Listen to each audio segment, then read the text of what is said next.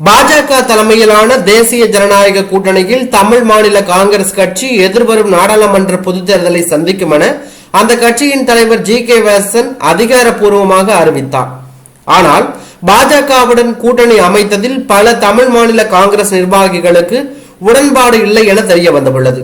பாஜகவுடன் கூட்டணி என அறிவிப்பு வெளியான சில மணி நேரத்திலேயே தமிழ் மாநில காங்கிரஸ் இளைஞரணி தலைவர் யுவராஜா அதிமுக பொதுச் செயலாளரான எடப்பாடி பழனிசாமியை சேலத்தில் உள்ள நெடுஞ்சாலை நகர் இல்லத்தில் சந்தித்து பேசியது பெரும் பரபரப்பையும் அதிர்வலையும் ஏற்படுத்தியது.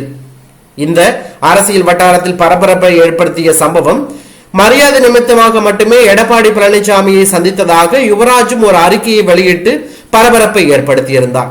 இந்த பரபரப்பு சற்று ஓய்ந்த நிலையில் சேலம் கிழக்கு மாவட்ட செயலாளர் காளிமுத்து தலைமையிலான தமிழ் மாநில காங்கிரஸ் கட்சியை சேர்ந்த முக்கிய நிர்வாகிகள் பலரும் அதிமுகவில் இணைந்து உள்ளது தற்போது அரசியல் வட்டாரத்தில் பெரும் பரபரப்பை ஏற்படுத்தி உள்ளது.